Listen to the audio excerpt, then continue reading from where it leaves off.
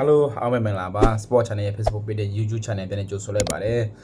ကျွန်တော်ရဲ့ Facebook လေးတွေ like share follow လုပ်ကြံဖြစ်ကျွန်တော် upload ရပါတယ်ပြီးလို့ရှိရင်ကျွန်တော်ရဲ့ YouTube Channel ကိုလည်းYouTube မှာတွားပြီးမှကျွန်တော်ရဲ့ဒီ YouTube Channel ကိုလည်း subscribe ပါနှိပ်ပြီးမှကျွန်တော်အားပေးလို့ရပါတယ်ဆိုတော့ကျွန်တော်ပြောချင်ပါတယ်ဆိုတော့ဒီနေ့ကျွန်တော်ပြန်လဲသုံးသပ်ပေးချင်တဲ့ပွဲစဉ်တစ်ပွဲကတော့ Manchester United နဲ့ Everton အသင်းတို့ရဲ့ပွဲစဉ်တစ်ပွဲဖြစ်တယ်ဒီပွဲလည်းကြီးကောင်းတဲ့ပွဲစဉ်တစ်ပွဲဖြစ်တယ်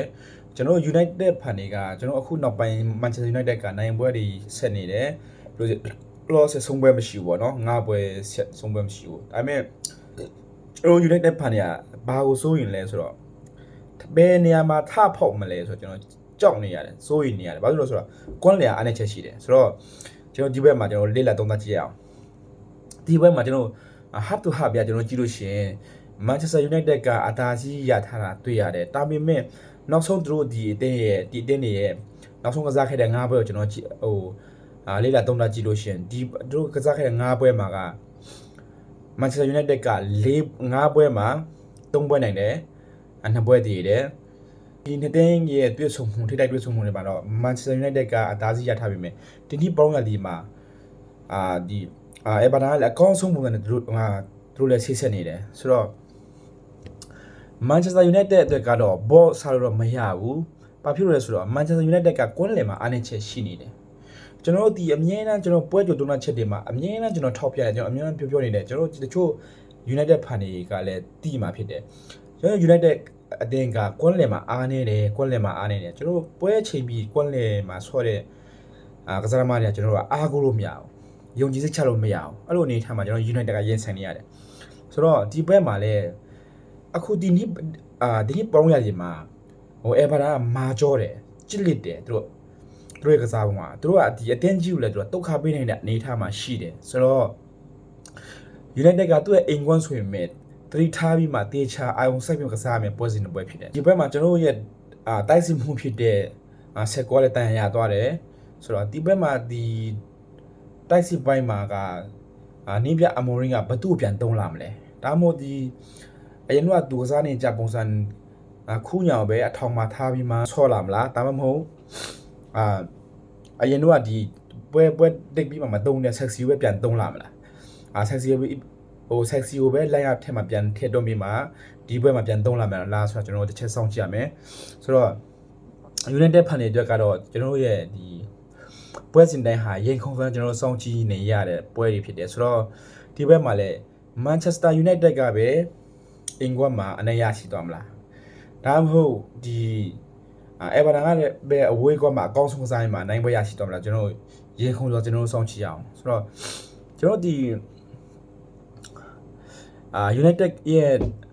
အားနည်းချက်ကကျွန်တော်ဘာလဲဆိုတော့ကွန်းလဲမှာက United အမြဲတမ်းအားနေတယ်ဒီပွဲချိန်ပြီးကျွန်တော်အမြဲတမ်းပြောနေတယ်ပွဲချိန်ပြီးဘယ်လိုပြောမလဲအားကိုးလို့မရဘူးပွဲချိန်ပြီးဒီခုCasemiro ဆိုရင်မိနစ်30လောက်ဆိုရင်သူ့ရဲ့တက်လုံပါကြာပြီဒီ Casemiro ကတက်လုံလေးရှိနေတော့မှသူကစားတာကတကယ်အဟုတ် Casemiro ကတက်လုံကြာပြီးမှလဲပြီးဟေးဥကာဒီနဲ့လဲပြီးဟေးဆိုရင်အဲ့ဒါ United ရဲ့ကွန်းနဲ့ပြဿနာစပြီမှာဖြိုဖျက်ဖြစ်ပြီး control မရှိဘူး United ရဲ့ကွန်းနဲ့ရမ်းပြောရsinတော့ဖာသာမီးလောင်တယ်တော့အဲ့လိုဖြစ်နေလဲဆိုတော့ဘလို့ရှင်တစ်ခုရှိတယ်အခု Ruben Amorim ရဲ့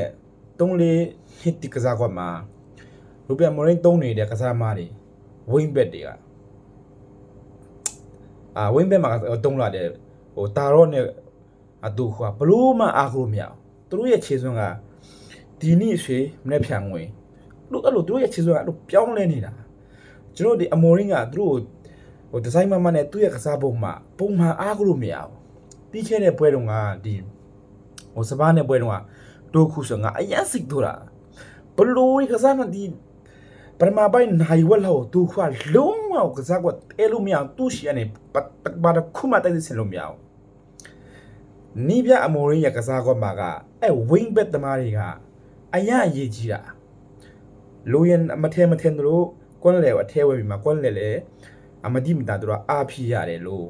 တိုက်စစ်မှာလဲတောင်ပံမှာလဲသူတို့ပဲပြေးရတာတိုက်စစ်မှာလဲသူတောင်ပံမှာသူတို့မှာပြေးမှာဖြတ်တယ်ဘော်တွေအတင်ရတယ်ညောင်းတွေထဲရတယ်တိုက်စစ်ကလည်းသူတို့ဒီ wing back သမားတွေပဲလိုက်ရတာလေအဲ့ဒါကို တိုခိုကဘလို့မှသုံးစားမရဘူး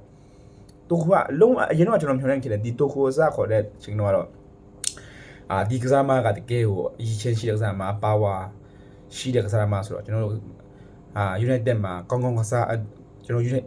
United မှာကောင်းကောင်းအားကိုးရမယ်လို့ကျွန်တော်ထင်ခဲ့တာဒါပေမဲ့အခုကျွန်တော်ထင်ညှော်လင့်ထားတယ်လို့ဖြစ်မလာဘူးဒါပေမဲ့တော့အနာဂတ်မှာဘယ်လိုလာမလဲတော့မသိဘူးเนาะအခုလောဆယ်တို့လည်းချာပါရက်နဲ့ဘာမှအားကိုးမရဘူးဒါတော့လည်းအတိုင်းပဲဒါတော့ဟိုးအရင်ကတည်းကမော်ရင်ဟိုကခေါ်ခဲ့တာဒါတော့